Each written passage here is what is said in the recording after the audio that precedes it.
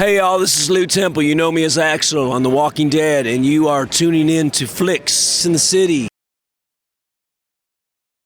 It's so lovely to see you here today, Lew. How are you enjoying the Collectomania so far? Oh my gosh, it's so fantastic. Here we are in Milton Keynes. We're at the Dons football stadium. There's a mass amount of folks here from all parts of the United Kingdom, and they've been so kind and so polite and so well versed. I have to say, I'm so impressed with the knowledge of I call them the audience as opposed to the fans, because I think they inform us as much about what we do on our programs and films as we do inform them. So I'm so excited to be here. I love the UK and spend a lot of time here. My wife is from the UK, Stratford-upon-Avon, so we come over quite a bit, and it's always a delight. Now, you said you've been informing you today about your character Axel and how well versed people are, but what have you enjoyed so much about playing Axel? What I love about Axel is that he wears his heart on his sleeve. So in other words, he says what most of us are thinking and or wondering, like, you must be a lesbian because you got the short hair, as if any woman that wore short hair is a lesbian naturally. Well, that's not true, but Axel, in his honest, genuine way, makes it so. Or this apocalyptic zombie situation is, it's not as bad as AIDS, is it? Well, of course it's as bad as AIDS. So I love that he says the things that he feels, and I think he is very genuine, but there's an uncertainty about Axel. He very well could have been something that he wasn't telling us. Yeah, I mean, we always felt that there was kind of more behind the scenes. They weren't quite sure which way he might go. I mean, was that a deliberate decision with you, how you played him? It was, absolutely. I always wanted to give the writers the opportunity to go that way. If we wanted to go down a dark path, I was reserving fangs, if you will, in the closet that they could pull out. But at the end, it was important for me to make sure that Axel was adored so that he would be missed and it would be a gut punch. And I'm really proud with how we pulled that off. Though I'm not happy not to be on the show. I adored being on the show. I'm so proud of the work that we did. And I thought Axel had a lot more to offer to the survival group. Maybe he would have kept Carol on track, but I'm sure that he would have helped Herschel in this scenario. I think that he might have been a brother figure, older brother for Daryl, which he needs again. So a lot of things, but at the time that he left it served the show, and that's all that's important, is serving the show. How did you find out, and what was your kind of first reaction when you found that Axel was getting the chop? No, not Axel. A lot like y'all. But I found out 3 weeks in advance. I was the producer called me and said, it's unfortunate, but we got to take Axel out. And I sort of did what I call the denial dance and offer a lot of other options. What about this Alan guy? He seems to be kind of a jerk, and nobody is attached to him. We got to make it hurt a little bit more, and you're the guy. And we talked about taking out a couple of the regulars, and so after the cast became aware that I was leaving, they would come to me with sympathy, and I would just privately say, dude, you have no idea how close it was being you, and you wouldn't be so sad. But it was unpleasant, and I got rid of all of that from my mindset, and really responded that I have a job to do, and it's to serve this story, and this is how I best serve the story. So I've got to make it a happy day, kind of sad, so that you don't see it coming. And I'm like I say, I'm really delighted with how we pulled that off. A number of the cast actually went to bat for you, didn't they? And said, we don't want to lose him. They did. Andrew Lincoln, your lovely countryman, was so kind in standing up on my behalf and going to the producers and saying this is probably not a valued move. as did others, and there was quite a debate, so much so that when it went down, we actually did it. They weren't necessarily really prepared in that they hadn't formed my life cast. So, interestingly, the producer of the show, Greg Nicotero, who also directs a lot of the episodes and is in charge of all the special effect makeup, he and I bear a certain resemblance in this area, and it's actually him as the dummy laying on the ground, his life cast. So I'm honored for that because he's such an icon in the industry. I mean, did you get one of the death dinners that they do on the show? I did, and typically the death dinners can be quite sad and sorrowful. I purposely made it very light and happy and embracing, but I've also been on the other end. The great thing about the death dinner is that the check comes around and it goes right by you, unless you're still on the show, and then you got to reach into your pocket, and they're quite pricey. But in this instance, I really enjoyed my steak that night for free. Yeah. It always tastes better when it's for free, doesn't it? Most things do. Most things do.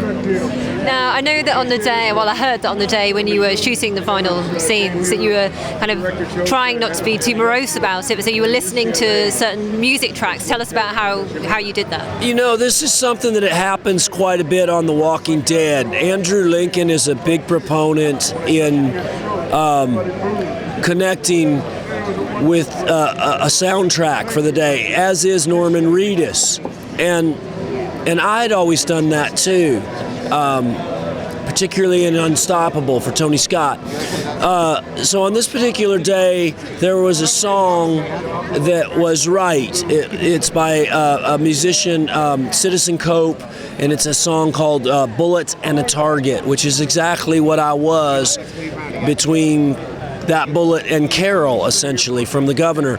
And it's really upbeat. And so that was the point of importance. Was I wanted the day to be upbeat, happy, rather peaceful, telling a story that I'm okay in this environment, this is a good place, and oh wow, that just happened. And I didn't want to play the end of the scene in the beginning, and that's always the trap you fall into. So I thought it worked great. Yeah, absolutely. It looks great on the screen.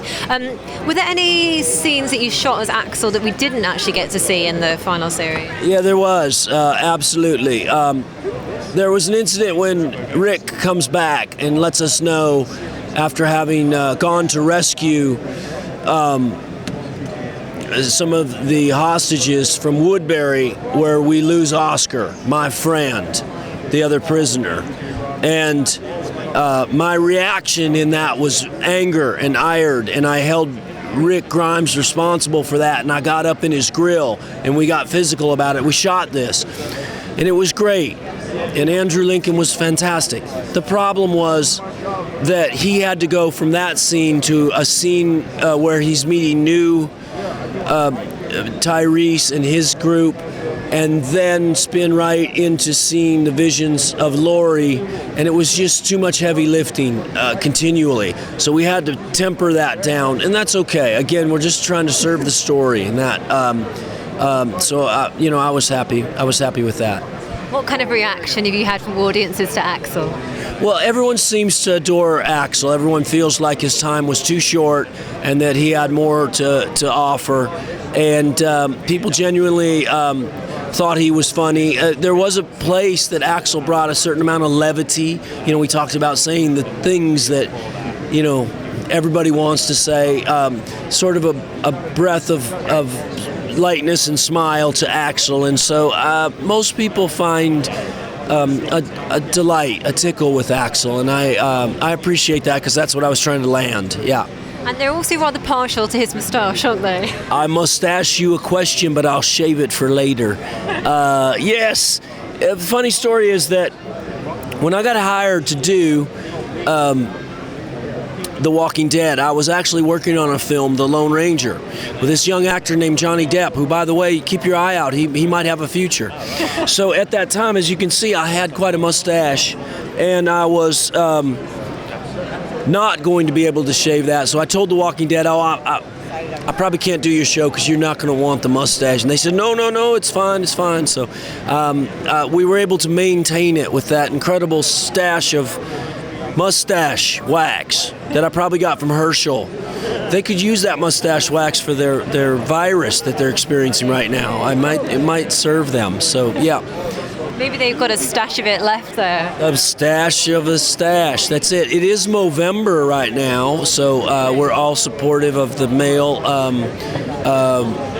cause to grow your facial hair out there. You know, in Los Angeles right now, where I live, interesting, mustaches, I'm sure, are popular all over the world. I'm in vogue. But lately, ladies are putting on mustaches. Lovely ladies such as yourself, and it's oddly very attractive.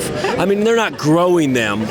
That would not be attractive. But they're wearing kind of paste on, and it's quite cute. Odd. It's just in the street, like every day. Yeah, you might see a very attractive girl dressed well with a mustache, and it's just something else to look at, I suppose.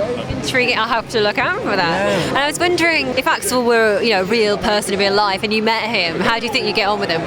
I think I'd get on great with Axel because he likes to talk, and I like to talk. We probably wouldn't hear each other. That's why I always say, if I had, what would be my weapon of choice in a zombie apocalypse, it would be Michonne, except that she doesn't talk much, and that might be a fate worse than death for both Axel and Lew. Denai actually is a great talker, but an exceptional listener. Denai Guerra, who plays Michonne. So, yeah, I think Axel would be a great bud, and he would be fun to spin a yarn with, as we say in the South. Who did you get to kind of know best on the show while you were on there? Oh, it's such a great question. I got very close with Andrew Lincoln because I felt like, this guy, he's there every day, in every scene. And whether he's in the scene or he's not in the scene, he's there. And his presence is felt, and he sets the bar. And I just felt like I wanted to support all that because I've been doing this a long time, and I'm pretty aware, and I see this guy putting this type of effort forward, and I'm like, buddy, you deserve a friend. And everyone adores him. I got close. People ask me, well, what did you take away from The Walking Dead? Friends. And particularly Vincent Ward, who plays Oscar. He's just a delightful friend. And Norman Reedus, who's so cool, but he's so smart. Nobody knows this, but he is Johnny Appleseed. So in other words, he drops a lot of little seeds for the writers to pick up on and develop his character. And that's why we love him. And I learned a lot from him as an actor.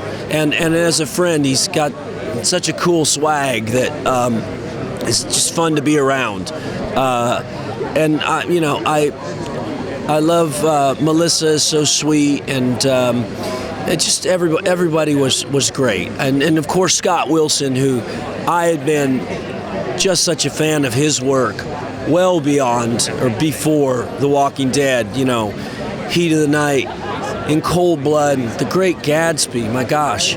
And so he and I would smoke cigars, and I would listen about what it was like to work with a young Robert Redford or a Robert Blake, in the day, or to be Burt Lancaster's best friend. These were lovely things. So such a delight. Absolutely, yeah. Absolutely incredible. What an experience to have had. Great experience, and yet we go to work every day, roll up our sleeves. The great thing about The Walking Dead, there's no hierarchy, there's no divas.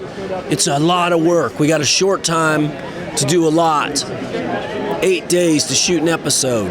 and it's hot. I mean, real heat in Atlanta, Georgia, and we're outside with bugs and sun exposure and ticks and snakes, and it's very physical, and so we're beat up at the end of the day, and everyone gives it their all as if we might get canceled, as if it's the last week. We try to do better every week. The show just goes from strength to strength. I mean, speaking of which, I mean, if you could wave a wand and you could have anything happen for future seasons of the show, what would you love to see happen?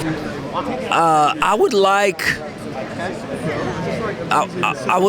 to see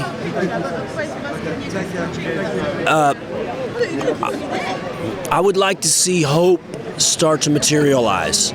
Clearly, hope is what is the human condition. We essentially are hopeful. And I would like to see a little of that come to fruition. I want to see dreams start to be accomplished. You take a young boy like Carl.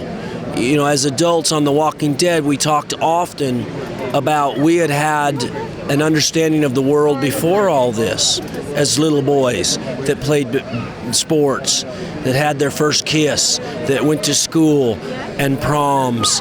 And yet this boy like Carl or a baby like Judith, what will their dreams be of? And memories.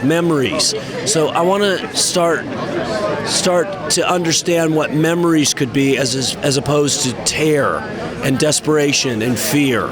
And maybe because we live in a world of survival right now. We get up and we wonder about our mortgage, and we wonder about the price of petrol, and loved ones succumbing to disease, and healthcare, and these and politics, and church and state, and all these big issues. So I think that's why The Walking Dead lands so much as it does, because it's real life. It's day-to-day survival. None of us wake up without survival on our mind one way or another. So I want to see our dreams start to have delight in the show a little bit. I'd love to see that happen. I'd love to see how that transpires as well. You've always been a very busy actor. You've had a lot of stuff since Walking Dead as well. You've got loads more stuff to come.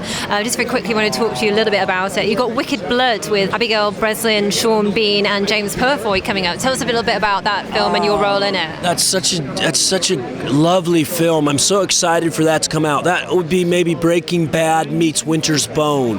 So I'm really hopeful that we land as an indie like Winter's Bone. Abigail Breslin we know from Little Miss Sunshine, Zombieland.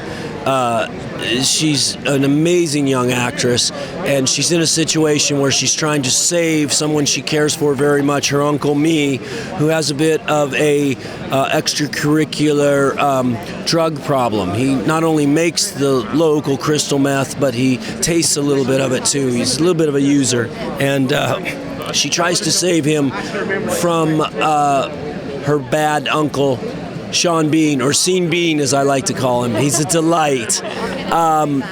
And she does it under the confines of a chess match. And so she plays everyone against one another, very Machiavellian of a 16-year-old girl.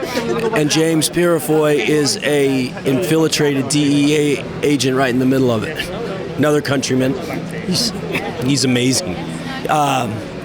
And so is Sean.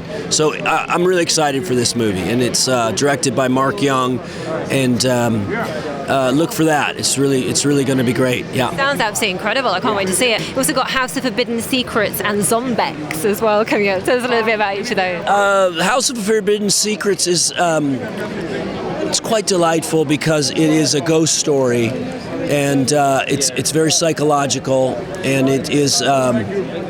It's a little bit of calling on a witch's coven that returns. And the great thing about it is that I get to be a Catholic Irish priest. It's such a fright that they've had these troubles. Want to come in and have a spot of tea, but truly, as Father Elias, you called this on upon yourself, hadn't you? So that was a lot of fun for me, with my Irish Spring Irish accent. Zombex is a zombie conspiracy theory. The bad weather hurricane in New Orleans occurred, and the government deposited some pharmaceuticals as a test market in New Orleans that went rogue and caused people to become flesh-eating zombies. Maybe not unlike this bath salt situation. And as a libertarian disc jockey, I kind of blow the whistle. And we go on the road to search for the antidote. It's with Malcolm McDowell, Sid Haig, John Doe and Tom Araya, and David Christopher, and it's really great. It's a lot of fun, and I had a great time being this character, Aldous Huxtable, who's large and bigger than life, and an orator and a preacher, and yet he's got to take the rubber to the road and remove the mic and go out and actually be proactive and do something, which is scary for him. So it's great. Well, lots of variety there. Looking forward to seeing all of those. Thanks so much for talking to us, Lew, today. It's a delight, and keep tuning in to Flicks in the City, and because Axel tells you so. You follow me?